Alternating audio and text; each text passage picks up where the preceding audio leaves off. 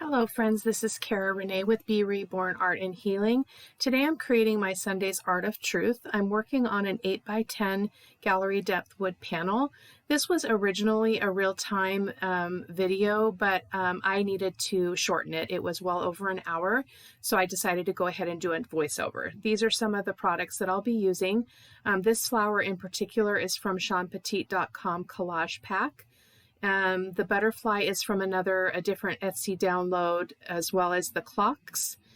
And then all of these are actually printed on tissue paper, which I absolutely love. I've never done a project using entirely tissue paper, but I wanted to give it a try. So you're going to see the magic that happens. It's really quite unique, and I really like the way it turned out. So that music page is also a different download from something I purchased on Etsy.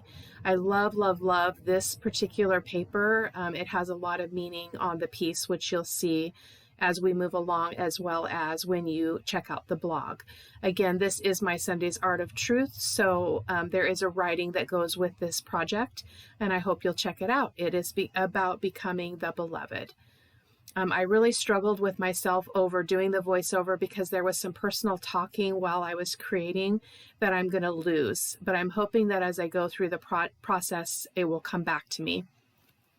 So I'm going to go ahead and I went ahead and gave it a coat of gesso, and because this was originally a live video, my hands are going to be talking a lot because I was talking through the process. So just keep that in mind when you see a lot of communicating there with my hands, because I am processing through the creating of this piece. So I'm going to adhere all of my tissue paper with my Liquitex matte medium, as I just indicated there. And I'm just doing some basic collaging, as you've probably seen me do before. I love this newspaper. It has a really significant meaning for this particular piece as well, which I'll talk about in the blog writing.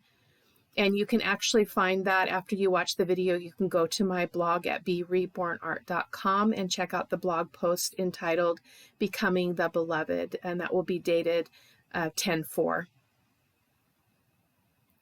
So again, just adhering this with my Liquitex matte medium.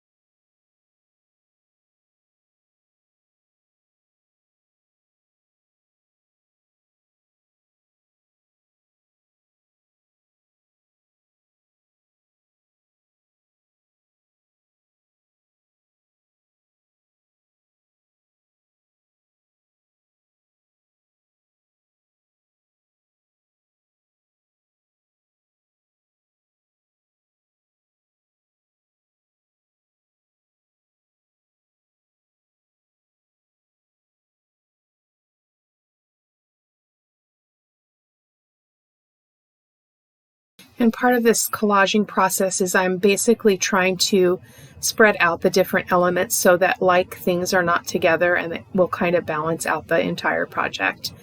So I'm using the music pages and the newspaper, and then I'm also going to be applying some of those clocks in various places.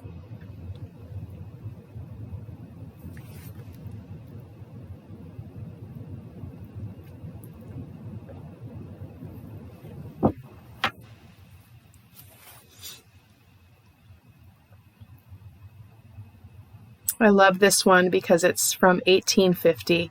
Just so beautiful and so old. I love it.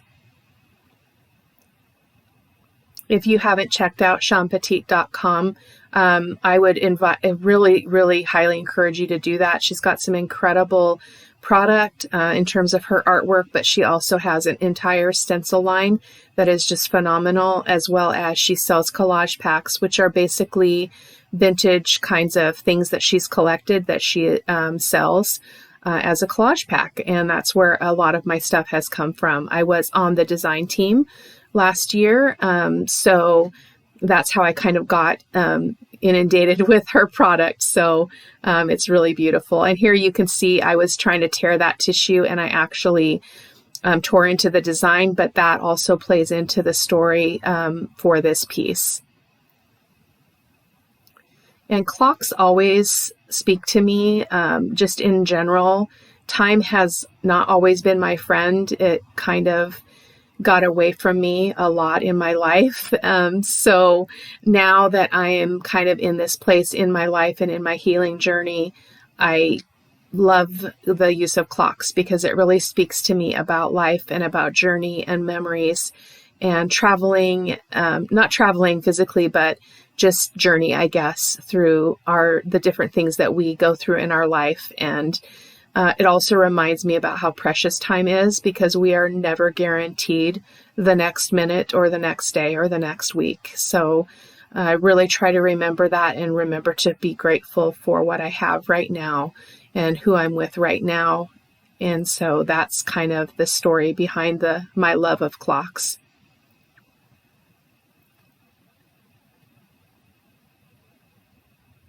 And there I turned the camera off and dried it. And then I'm just showing you here the layering of all that tissue paper. And I did add that last piece of tissue paper that had that old envelope.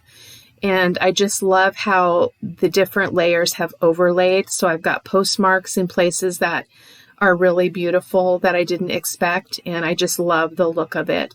Very different. I've never done a piece with all of it being tissue paper in the background, but I really like it. So here I'm debating about whether or not I want to do the stenciling on the piece here now. I do end up doing that, and I'm using Sean Petit's dictionary page stencil. All of the supplies will be listed in the video description, or not in the video description, sorry, over on my blog, and the link to my blog can be found in the video description. And the reason why I do that is because when I put links in my description, they're not clickable links, so they don't really help you in terms of finding products. So I just put everything over on my blog where the writing will be. And so you can find the supply list under the blog writing. So here I'm coming in with the dictionary stencil. This is the definition of beauty, which again goes hand in hand with this piece and was very important to the process of this piece of art. So I'm going to be applying that in various places around, well, actually I did just beauty in the lower right-hand corner, and then I'm doing some other pieces of the stencil up in the top. Courage being one of them. And in the real time talking about this, I was actually talking about how the reason why that was important to me is because I believe that it takes a great deal of courage to believe in love, to risk love, to accept love. It's a scary thing. And when you've been hurt or gone through a lot of trauma, especially as a young person or a child, it is that much more difficult to believe that you are lovable and that you really are beloved. And so that's, again, part of the message of this piece. So I'm coming in with my golden fluid acrylic in Titan Buff, which is just basically an off-white. And there I'm just moving over my mat so that you can see my working area. I always forget because my camera sits in the middle of my table, but all my supplies are over to the right. So I'm always challenged by that. So using my brayer to come in and apply that Titan Buff. And I love how it catches on the wrinkles. There's a lot of wrinkles on this surface because, again, it's all tissue paper, which tends to wrinkle quite a bit. But again, it really just spoke to me. And there'll be some writing about that, the fact that there's wrinkles in this project and how it goes with the story behind the piece. Life is wrinkles. Life has a lot of wrinkles, bumps, wrinkles, all kinds of interesting things as we journey along. But there I'm just showing you a close-up of that texture and the wrinkles. It's just absolutely beautiful. Now I'm going to be coming in with my acrylic ink. I chose crimson and olive green. And then I had gotten up there to grab the raw sienna because I felt like I really wanted a light, bright yellow, or a yellow tone, excuse me, kind of a glowing color. And I haven't used this raw sienna in the acrylic ink very much. And so I was really pleasantly surprised by how vibrant it was and how transparent it was. So I'm really, really liked how that turned out. I actually just ordered the Liquitex acrylic inks in the muted colors, and they were already supposed to be here yesterday and they didn't come yet. So I had to go ahead and move on with the project. I was kind of waiting because I really wanted to play with them. And so I had to get on because it's Saturday and this posts tomorrow morning. So I had to get busy. So, and here I'm just coming in with that olive green right after the yellow or the raw sienna, because they are not, they're not color opposites. And so they're not going to create an unexpected color. What I did find is that my olive green turned a little bit more of a yellow green, as I worked it in, because again, they were both wet, but it was perfectly fine. So this is just one layer of acrylic ink right now. And I just decided to dab it up a little bit because I wanted it to be kind of mellow and pushed back. And as you can see, it did dry very, very light. And I do come in with a variety of other things. And again, the project turned out darker than I intended. It just seems to be the way it works for me. It's probably because of the colors that I choose that I'm drawn to, but I absolutely love how the piece turned out. And so you use what you have, use what calls to you, use what speaks to you about what you're trying to create. And it's okay. It's okay whatever you decide to do. So I came in with my golden fluid acrylic in sap green hue, and then this is the raw sienna, which is basically the same color as the acrylic ink, but it is fairly transparent, but I really, really liked the ink better. But I really wanted a little bit more of that yellow, so I thought I'd go ahead and come in with just the fluid acrylics, and I think it turned out just fine. And then just using my paper towel there to just kind of move that around a little bit, remove it, soak some of it up and that kind of thing. Just kind of going back and forth between those colors. And it was really important for me to have that red blotch of ink in the middle there, because again, that's part of the story that you'll be able to read about in the Sunday's Art of Truth.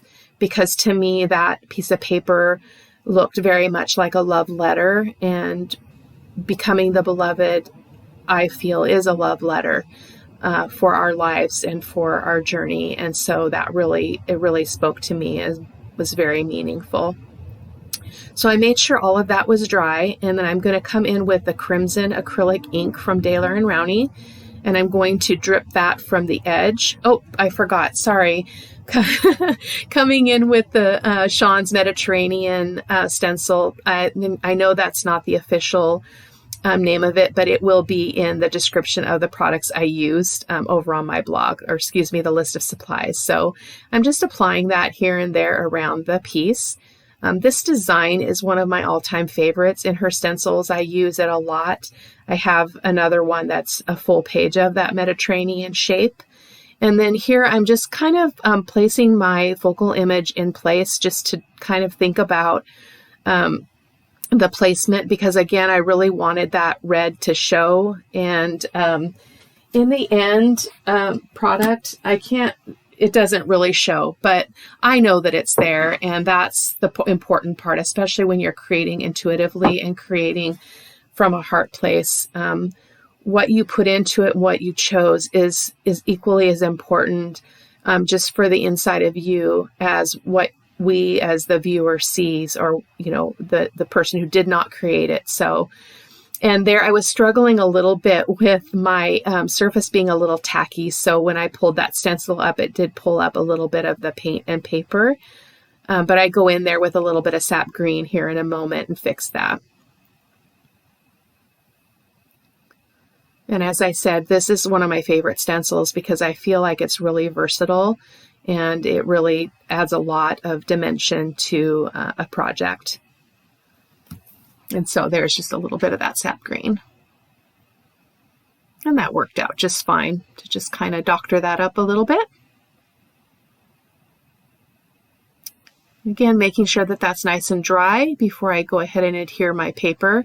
I was a little concerned about all that white space in the tissue because it doesn't always go completely away. And you'll see as we move along what happened with that. There was some unexpected surprises, but in the end, it all worked out. So, and I apologize, that's off screen again. I'm not sure what the deal is, but there, I'm bringing it a little bit more down, it looks like. So I dripped that crimson, added some water, and then just let it drip down the piece. And I'm going to add a little bit more up there at the top because I needed a little more on the right-hand side. And just letting that run. And the reason why I originally chose that was because crimson red is very symbolic to me of, again, the story, becoming the beloved. And because I am a believer and I'm a follower of Jesus, he is my lifeblood. He is the one that made my life possible and enabled me to survive unsurvivable circumstances in my life. And so the blood for me represents the sacrifices that were made for me to have the life that I have now. So it's very meaningful to me, as well as in the original flower image, there's a little bit of pink showing through, as well as there is a red butterfly that I'll be using. So you'll see that here in a few minutes. So I'm going to go ahead and get that paper on. I did struggle a bit to get it exactly where I wanted it, but eventually I did. And it worked out just fine. And here as I move along, you're going to see that there's a great deal of improvising that comes into play because the flowers didn't end up looking like flowers when I was done. And so I come in and do some really creative things. And kind of going against my advice here, I always say don't touch the tissue paper with your finger because it will pull it up or it will tear it. And it did on that bottom leaf on the left-hand side, but it actually ended up creating some beautiful texture in the final piece. So I was okay with that. And so I'm struggling here because I see so much of that tissue and I don't like it. But it does, again, work out in the end. I wish that I had cut out between all the stems, but it would have been really hard to do. So we work with what we have and do the very best. And I have to tell you, in all honesty, this project turned out better than I had planned. It's completely different than what I had planned, but it fit just perfectly. So there you can see, because I used tissue paper, I printed that flower on tissue paper.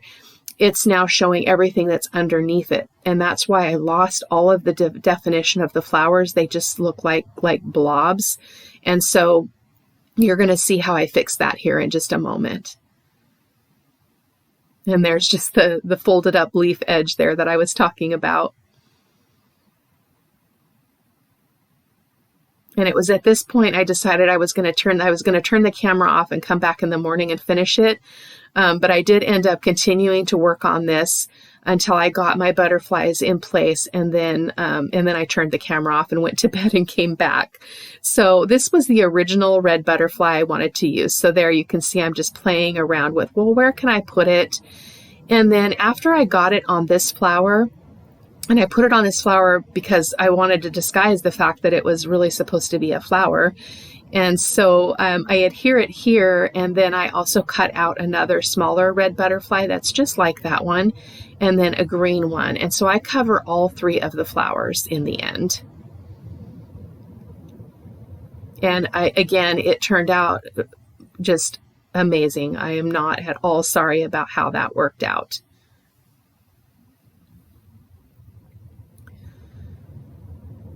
And I really just love the fact that it blends in and it pulls out that crimson red in the top of the piece and kind of ties that red into the whole project. And here's where I'm kind of contemplating, should I stop while I'm ahead or continue? So I did turn the camera off, and I went and got these other butterflies. I fussy cut them out, and I'm going to go ahead and adhere those onto the piece before I turn the camera off for the night.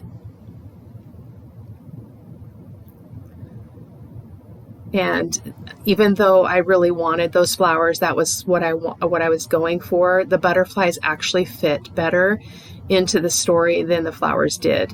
And I didn't really even know that at the time. It wasn't until I was processing through the video, creating and having these kind of happy accidents, that I realized that the butterflies were far more fitting for what I was trying to say than the flowers were. So it worked out beautifully. So now I just have butterflies on stems, which I think is really beautiful and unique. And I just love printing out stuff on tissue paper. I love the look. I did a bunch of that this last week. And so I have now a little stash of pictures on tissue paper. And I've been asked by a viewer before how I do that. And I basically do it the easy way. I use double-sided tape on a roller like you would use for scrapbooking, and I just put that on all 4 edges of the paper, the copy paper. Then I place the tissue paper or the parchment paper, whatever you're using, down on the surface, and then I lay that piece of paper on it, and then I cut around the edges, and it works really nice. And so there's just a close-up of the design. It does look a little bit cloudy, but that's because it's still wet. And here it is Saturday morning. Got a good night's sleep, thankfully. And so I'm coming back to this to try to finish it up. And again, looking at it with new eyes is always a good thing, because I wasn't really sure if this was going to be one for the trash bin or the recycled pile. But I really love that it turned out the way that it did, and I just continue to persevere through it.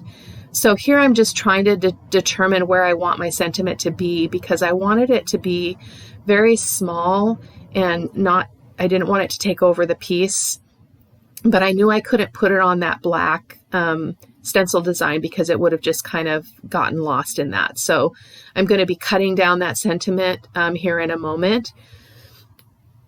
I decided to get my pan pastels out, and I'm using the yellow and the green there that you see. That lighter yellow, the less orange one.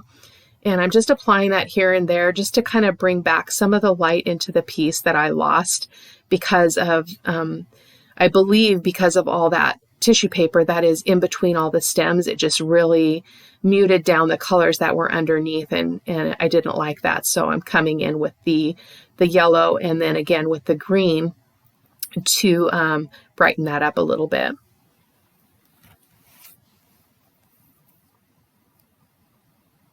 And if you haven't tried pan pastels in mixed media, they are phenomenal. The only thing you want to remember is that you need to be sure to seal it with a fixative so that pastel doesn't move.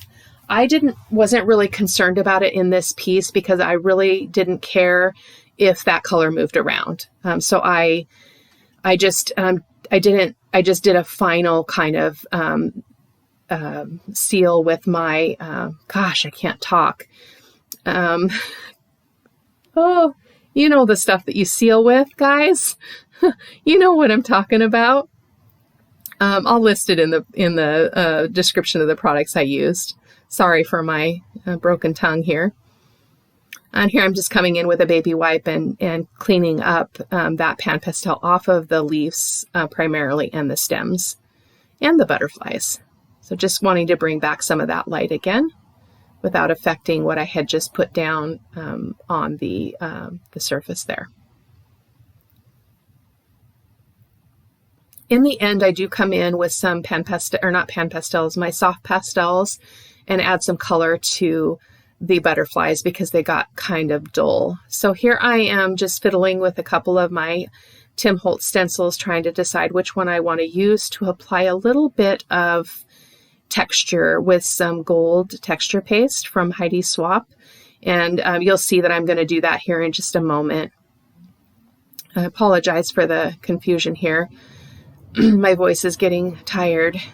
So I'm cutting out my sentiment in 3 small pieces and then just trimming it down so that it is just the right size.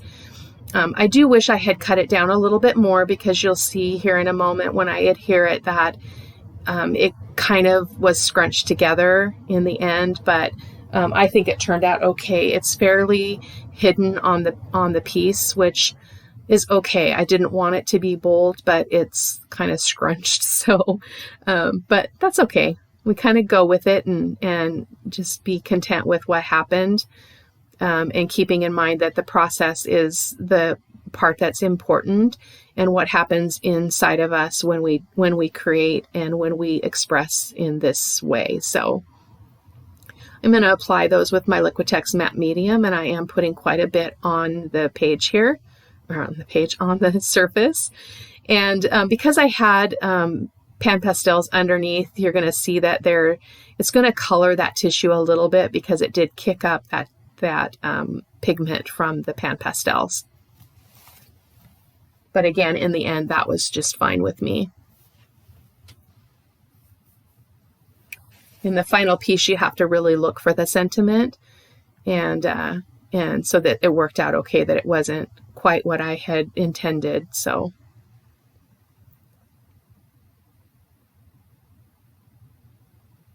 and it was that I wish I had brought that down just a little bit more, but in the end, it worked out just fine.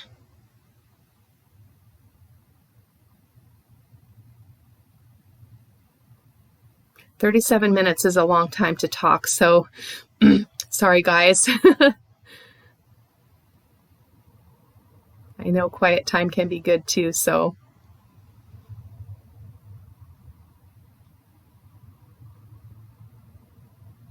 I have a lot of matte medium, so I'm just trying to get some of that off of the surface. And as you can see there, the Beloved just didn't really blend into the background as much as the other pieces did, so I'm not sure what that was about, but I'm just working with it here. And I'm going to go ahead and dry this so that I can come back and do the next step.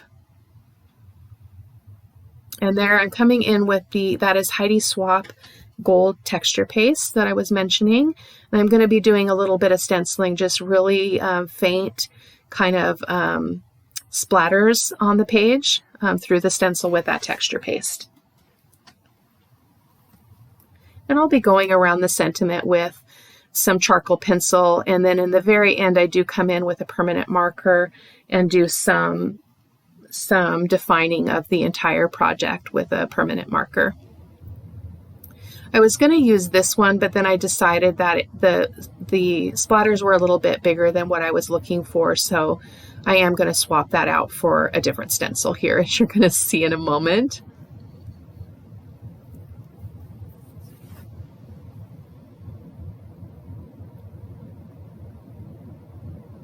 And then again, just coming here and there, not really, not wanting a lot of this, but I just felt like gold was an important part of this project, because again, it fits into the story about becoming the beloved. And for me, what that means is that I am a child of the King. I am a child of the Most High God, and that means I am royalty. And that's not a puffed up thing to say. It's the truth about who we are. And so I think the gold represents that, at least in my life and in my faith walk. That's what it means to me. So, but you know, regardless of what you believe, you can take these things to mean whatever fits for you, because it's really all about hope and healing. It's all about being loved, feeling love, giving out love, working our process, working out our story, and all of those things, regardless of what kind of a faith background you come from or what you currently practice or live by. Doesn't really matter. It's all personal. We all have our own journey, and we all choose to work through that in different ways. And so I hope that the piece can speak to you, even if your faith is not what I'm describing. There is just nothing at all wrong with that. So I hope that you benefit from the process of my telling the story from my perspective. So it's really important when you use texture paste or gesso and things like that with your stencils to go ahead and put them in water really quickly. So I did that, as well as I cleaned off my palette knife really well. So I'm going to come in with my charcoal pencil and do some shading around my butterflies and also around all those stems. And I'm going to go ahead and cut some of this out, I think, because it's a little bit long. So now I'm just going around my butterflies here really quickly, as well as around, I think I already did around the leaves. I cut out a bunch of that because it's all really repetitive, basically going around and trying to define all the lines so that it looks like the elements are not part of the background, that they stand alone and they're more three-dimensional. So that's the purpose of the shading. And in the end, I do come in with a marker as well because I didn't have enough definition. And I'm coming just around on the left-hand side of each of these, well, not every one of them, but some of these, this stencil design, just to create, again, that three-dimensional look. And in person, it looks incredible. So it really does work to make your piece look like it has a little bit more dimension to it and not so flat.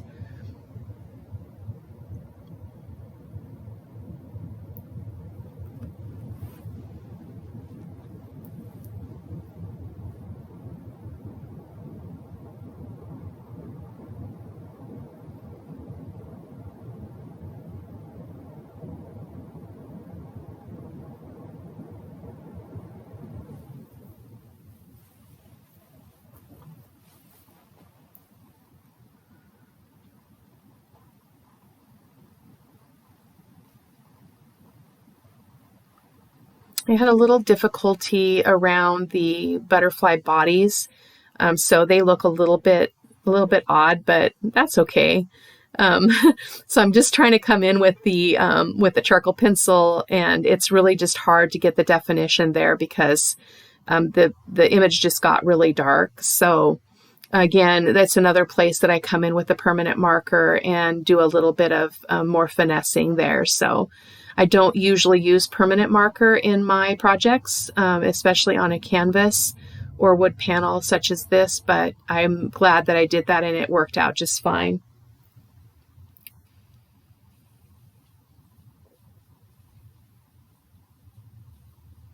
And then just coming around, it looks like with a charcoal pencil, a little bit more around the stencil design. And just wiping that up, just to, again, bring back the crispness of those images.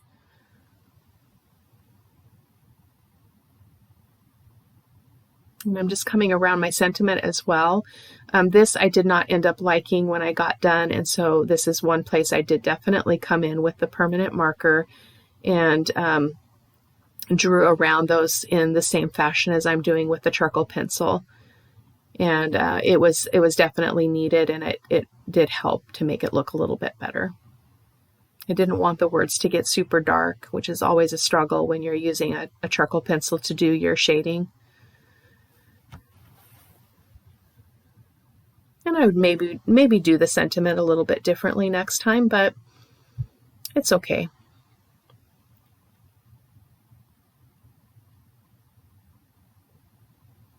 I'm just getting out my soft pastels. I'm looking for a red that's going to be good, which this one was just fine.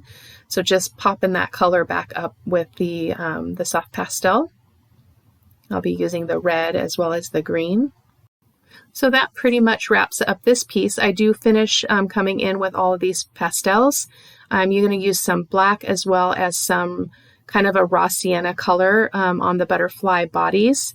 And I'm going to do my edging around the entire piece. Thank you so much for watching. I hope that you'll head on over to B.Rebornart.com and read the blog post for this beauty. I hope that you enjoy it. If you haven't liked and subscribed, I sure hope that you will. Thank you again for stopping by. It's so great to have you. Take care of yourselves. Bye-bye.